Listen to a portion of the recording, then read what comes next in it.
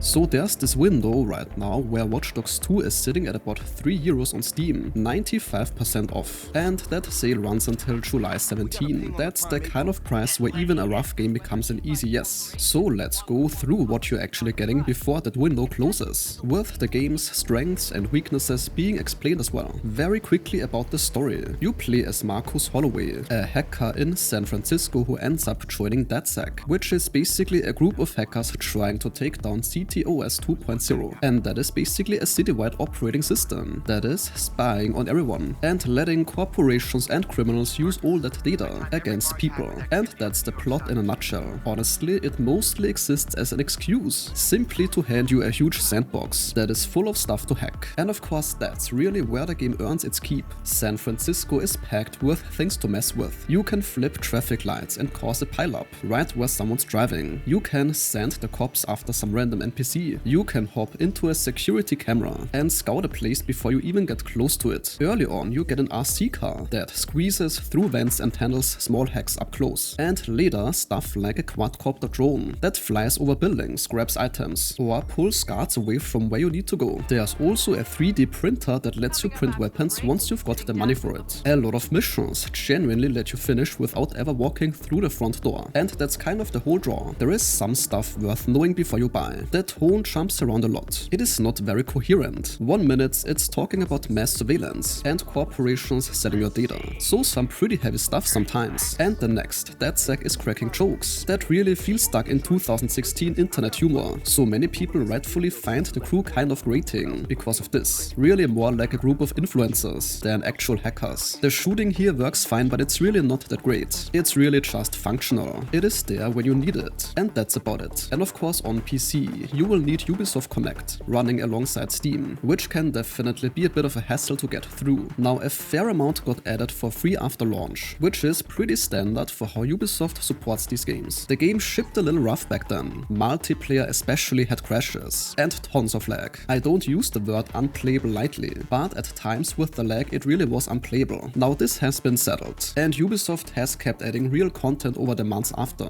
For example, mission replay showed up, so you could redo story missions differently. Then a full PvP mode called Showdown arrived, plus online races. The armored loot trucks got added too. These are the ones you rob out in the open world, while dealing with the growing police response. Later on there was stuff like a tough co-op fight against a heavily armored robot enemy, and eventually 4-player parties, so you could just roam the city with 3 friends. None of the story DLC was ever free. Stuff like human conditions or no compromise still needs buying separately, but the base game did grow quite a bit. Now there's something else to keep in mind as well. Right now with the discount, it's of course pulling people back in. The game is actually at about 15,000 concurrent players right now, so the online side is quite busy. So at full price you would probably want to think it over, given the rough edges. But at €3, none of that really matters much. If you like open world games where hacking your way around a problem feels better than shooting through it, and you can live with some cringy dialogue writing, then it's most likely worth grabbing before the discount runs out. And this sentence concludes today's video. If your time was respected, a like or comment is very much appreciated.